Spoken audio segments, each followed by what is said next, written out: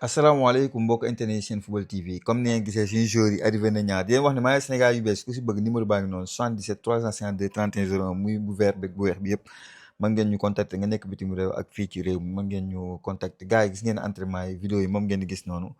voilà même Pape Gueye sax tey def na réaction dinaa leen bàyyi français bi jàll ba pare après man tamit dinaa ko wax ci wolof Noël Mendy aussi def na ay déclaration donc moom ngeen gis entraînement yi tout le monde était là xam nga Bambi vidéo bi moom c'est spécial Bamba Dieng moom mooy daw nii Bamba Dieng ñu bëri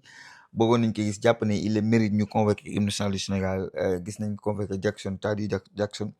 tous les joueurs sont là hein, les joueurs sont là et bien portants et c'est pare nañ pour mouiller le maillot je pense que dinañ def match bu baax a baax Tadiou Iliman Ndiaye xam nga Tadiou Mamadou Diakhone tous les joueurs sont complets en tout cas un Bamba Dieng qui est prêt à rougir loolu moom c'est clair quoi Bamba Dieng moom du may dara gars yi dama leen di mayal nag benn réaction en français mooy Pape Gueye dafa wax si CAN bi et tout bu ma bàyyi mu jàll ba pare après man dinaa ko def en wolof ñu déglu ko. J'espère. Comme je vous l'ai dit, je ne vais pas m'étaler sur ce sujet parce que bon, c'est des lois, c'est pas mal de choses, mais j'ai confiance en notre fédération et on verra après ce qui va se passer. Non, on n'a pas forcément parlé. On est concentré sur nos objectifs. On a des matchs importants à préparer. On joue au Stade de France ici à Paris, donc c'est un plaisir. Non, c'est un plaisir, c'est une fierté. Moi, en tant que Parisien, j'habite à 30 minutes du Stade de France, donc c'est un rêve que j'avais en tête, qui va, Inch'Allah, se réaliser, j'espère, avec une victoire. Et voilà, tout simplement. Je pense que c'est le travail, c'est un mélange de tout, c'est l'âge aussi. Aujourd'hui, je suis un peu plus mature, je connais de mieux en mieux mon corps. J'ai aussi la confiance de mes coachs, que ce soit en sélection ou à Villarreal. Donc je suis content, mais il faut continuer à travailler parce que voilà, le foot, ça va vite dans les deux sens. Il faut venir nombreux. On va fêter ce titre parce que depuis on n'avait pas vu nos supporters. Donc je sais qu'il y a beaucoup aussi la communauté sénégalaise ici à Paris. Donc non, on vous attend. Ça va être une belle fête si Dieu le veut et avec une bonne victoire. donc gars yi comme ni ngeen gisee Pape Gueye wax na ci lu bëri nee na jox na confiance fédération xam nga donc pour li jëm ci wàllum CAF jëm si coupe bi wax na aussi par rapport ak ñoom ñax waxtaanee si non non waxtaan si ils sont focus pourtant ba pare wax na aussi tamit rêve am la mu jouer Stade de France parce que ñoom ñëpp ku nekk bëgg na jouer stade boobu maintenant ñoom ñoo ngi si entraînement bi ñoo def seen liggéey Pape Gueye boobu lenn moom mën naa leen ko wax sama Sénégal yi seet nañ ko ku bëgg wax la Pape Gueye moom amul benn problème c'est l'ami des journalistes ñun bu ma demee conférence de presse ñëpp dañuy bëgg Pape Gueye ñëw parce que moom mooy c'est le seul joueur bi xamante ne day ñëw te du si opposé wu du si am benn problème à chaque fois qu'on a besoin de lui Pape Gueye est toujours là je pense que c'est un futur capitaine de l'équipe nationale du Sénégal Pape Gueye mii moom seetaan leen fii rek xam nga génération bii di ñëw nii mooy nekk seen capitaine là moom c'est sûr et certain ba pare nee na forte communauté sénégalais bi nekk Paris dafa bëri xam nga sénégalais yi dañoo bëri Paris bëri France de manière générale moom mu koy wax moom nee na sax il est de Paris donc da ngay gis ne moom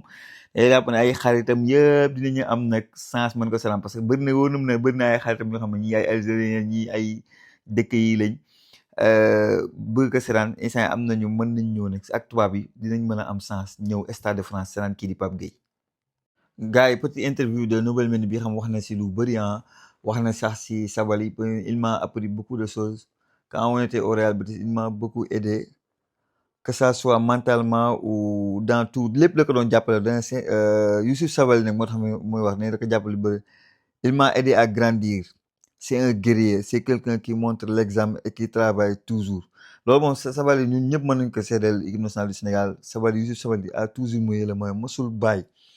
ba pare mu ne à chaque fois qu'il joue il ne déçoit pas il fait tout le temps des gros matchs man dama naan Youssouf Sabaly bokk na si rares joueurs yi xam mosul mag saan match ma ne non kii tey mere naa quoi il est passé à côté depuis la personne en soi est très humble woyof c'est une très bonne personne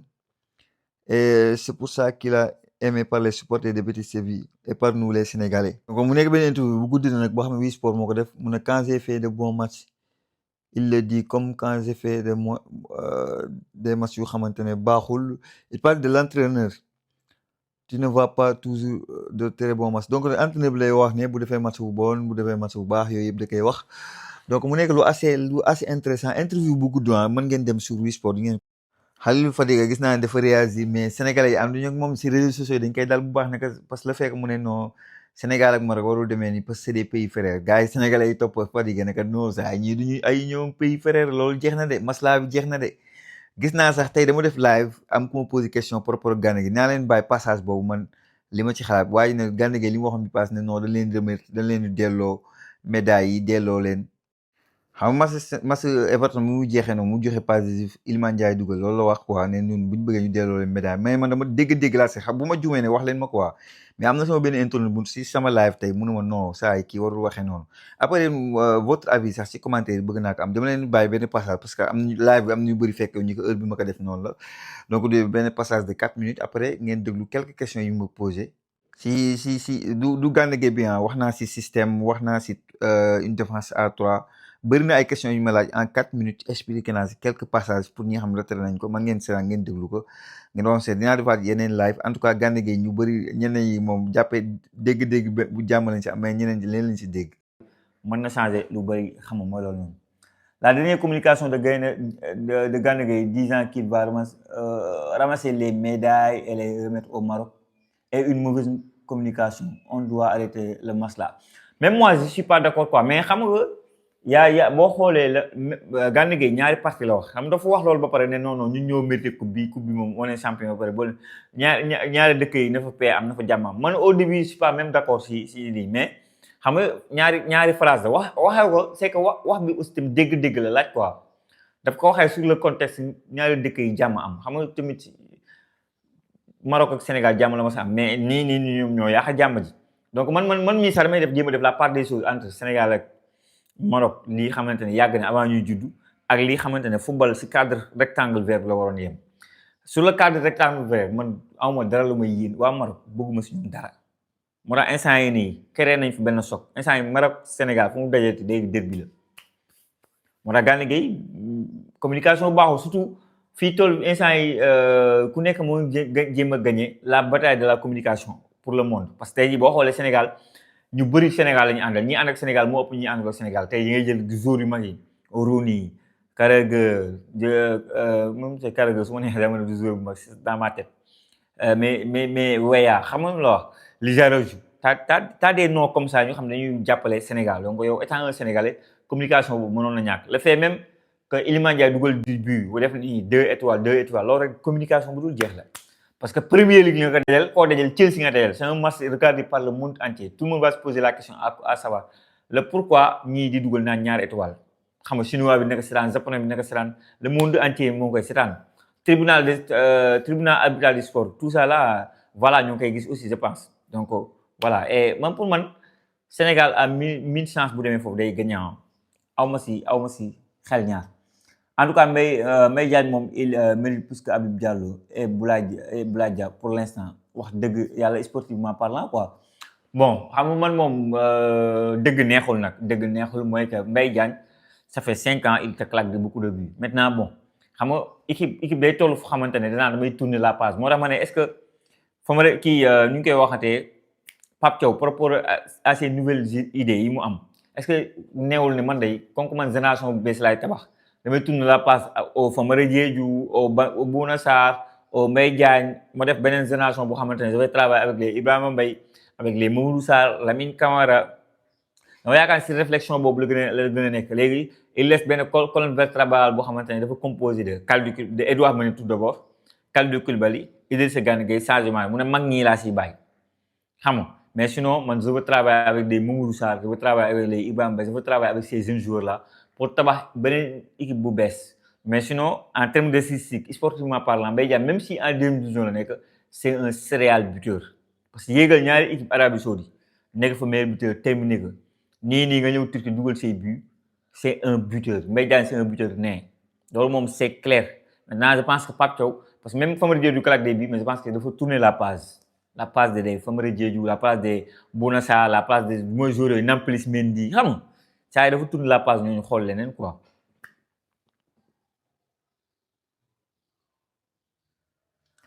Ablaye nee na il faut essayer une défense à 3. Je pense une défense à 3 bokk na si plan yu Pape Thiaw ko xam Pape Thiaw xam ne final bi loolu testé na ko joué na ko et ça a très bien marché et par rapport ak si défenseur yu bëri yi nga am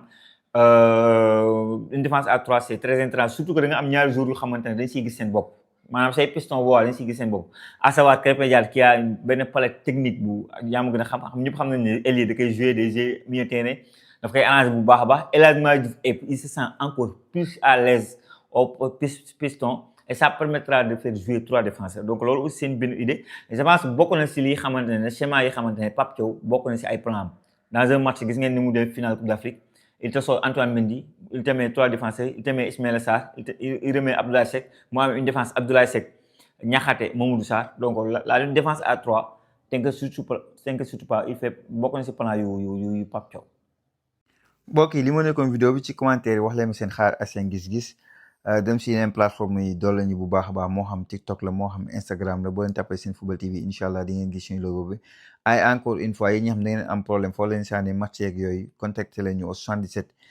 donc 685 78 12 moo xam da ngay waajal coupe du monde Ligue des champions yi championnat yi seetaan ay film donc loolu yi mën ngeen ko am fii sur Senfootball TV le numéro ça ne bouge pas